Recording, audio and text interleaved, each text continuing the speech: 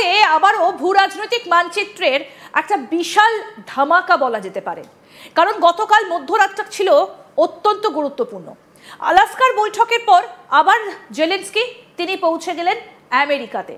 আপনাদের নিশ্চয়ই মনে আছে কিছুদিন আগে জেলেনস্কি গিয়েছিলেন আমেরিকাতে এবং তারপরে কি ছবি কি পরিস্থিতির সৃষ্টি হয়েছিল আমরা সবাই জানি। কিন্তু গতকাল মধ্যরাতে কি হলো? থেমে গেল তাহলে সামনের তৃতীয় বিশ্বযুদ্ধটা? এর পেছনে ভারতের একটা বড় অবদান তো অবশ্যই রয়েছে, কারণ আলাস্কার যে বৈঠকটা, এই বৈঠকে ভারতের যে একটা বড় অবদান রয়েছে সে কথা আর বলার অপেক্ষা রাখে না। কিন্তু গত কয়েকদিন ধরে যদি আমরা একটু ভূ রাজনৈতিক মানচিত্রের দিকে নজর রাখি তাহলে কিন্তু অনেকটা পরিবর্তন ঘটে গেছে।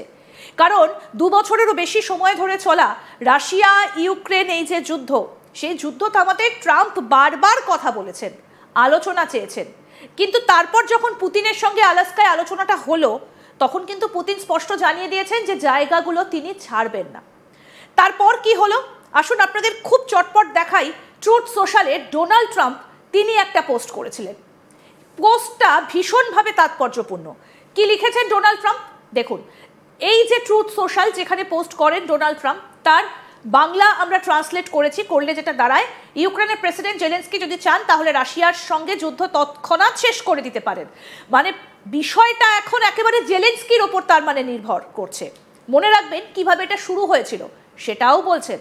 ওবামার ছেড়ে দেওয়া ক্রিমিয়ায় ফিরে যাওয়া নয় এবং ইউক্রেনের ন্যাটোতেও অন্তর্ভুক্তি নয়, কিছু জিনিস কখনো পরিবর্তন হয় না, মনে করিয়ে দিচ্ছেন ডোনাল্ড ট্রাম্প।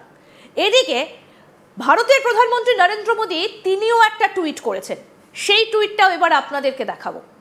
আলাস্কার বৈঠক নিয়ে নরেন্দ্র মোদী তিনি একটা বৈঠক করেছেন। কি বলছেন? আমার বন্ধু পুতিনকে ধন্যবাদ জানাই, তিনি আমায় ফোন করে মার্কিন প্রেসিডেন্টের সঙ্গে তার সাম্প্রতিক বৈঠকের কথা জানিয়েছেন। সম্প্রতি কোন বৈঠকটা হয়েছে? না, আলাস্কার বৈঠক হয়েছে। আমরা প্রথম থেকে ইউক্রেন সংঘাতের সমাধান চেয়ে এসেছি, শান্তি স্থাপন করতে এখনো পর্যন্ত যে সমস্ত উদ্যোগ নেওয়া হয়েছে তার আমরা প্রশংসাও করেছি। আমি আশা করি শান্তি স্থাপন করতে আগামী দিনে আরও সদর্থক আলোচনা হবে।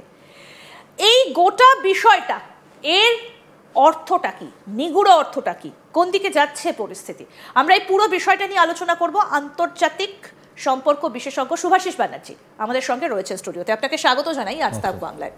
এই যে গতকাল মধ্যরাতের কি বলবো, এটাকে ড্রামাই বলা যায়, তারপরে এই টুইটগুলো কতটা আশার আলো এই মুহূর্তে ইউক্রেন দেখতে পাচ্ছে আর কতটা এই মুহূর্তে ডোনাল্ড ট্রাম্পের কোর্টে বল? প্রথমে ডোনাল্ড ট্রাম্পের টুইটটা দেখতে দেখতে ভীষণ মনে পড়ছিল আমার একটা পিসির কথা।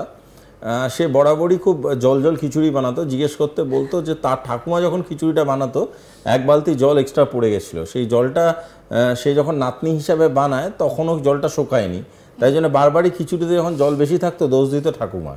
সেরকমই অনেকটা লাগলো যখন ওবামার দোষ দিল ক্রিমিয়া সম্বন্ধে, কারণ ওবামার মনে হয় স্কোয়ার ফিটে ক্রিমিয়া দিয়েছিল রাশিয়াকে, কারণ ওবামার মনে হচ্ছে ওটা পৈতৃক সম্পত্তি ছিল ক্রিমিয়াটা, যে ওবামা ডিসাইড করেছিল যেটা এখানে রাশিয়ার অবস্থান ঘটবে এবং আমার তাতে কোনো আপত্তি নেই গোছের, এবং একটা বাগান বাড়ি ওনাদের নামে করে দিল।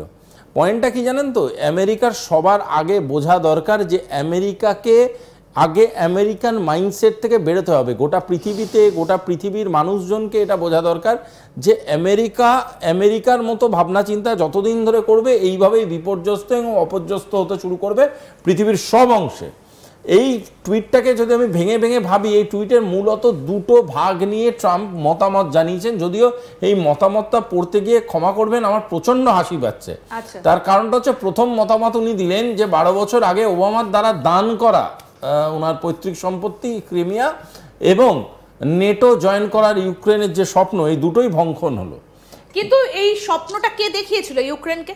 না, তার থেকেও বড় কথা সেটা হলো যে রাশিয়া তো এই 2টো পয়েন্টই সব থেকে চাইছিল।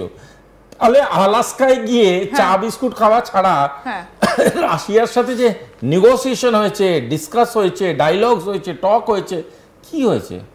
কারণ ধরুন আমি এটা খুব সহজ কথা বলছি, আমি একটা দোকানে গেলাম, সেখানে গিয়ে বললাম এই জামাটা আমি 5 টাকা দিয়ে কিনবো। দোকানদার আমার সাথে চা খেলো, সেই চায়ের ছবি বেরোলো, দোকানদার বলল যে হ্যাঁ আমার সাথে দীর্ঘ 2 ঘন্টা ধরে সুভাষিসের আলোচনা হয়েছে যে জামার দামটা নিয়ে এই হয়েছে, আমি ভাবনা চিন্তা করছি, করে বেরিয়ে এসে একটা আমাদের ভাউচার ধরিয়ে দিল যেখানে লেখা আছে 5 টাকা, এবং আমি তো 5 টাকা দিয়ে জামাটা কিনতে চেয়েছিলাম। তাহলে নতুন করে আলোচনা, তাহলে আর দোকানদার আর আমার আলোচনাটা হলোটা কি?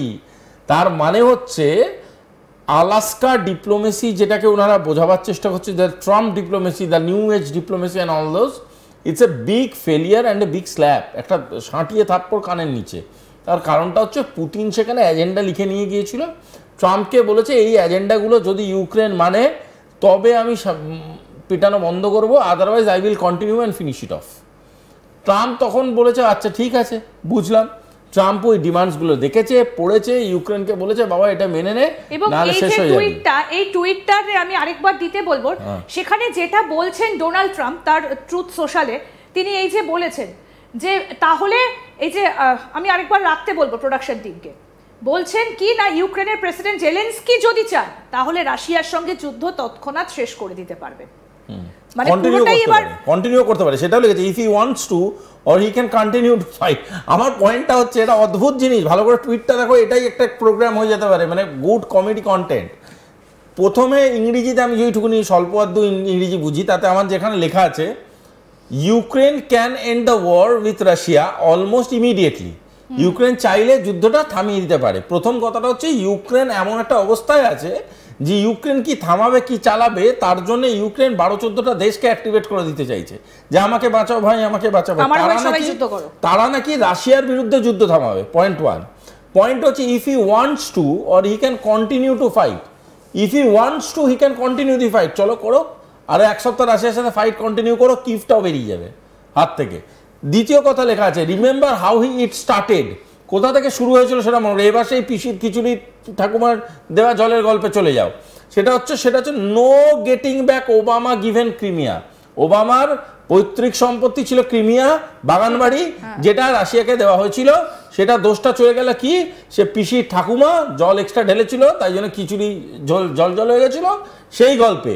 আর আজকের ডেটে দাঁড়িয়ে সেই জল কেন শোকানো যাচ্ছে না সেটা নিয়ে কোনো মতামত নেই কিন্তু ট্রাম্পের, that I failed to convince Russia to sacrifice Crimea, সেটার ব্যাপারে একটা লাইনও লেখা নেই। লাস্ট লাইনটা লেখা আছে no going into NATO by Ukraine.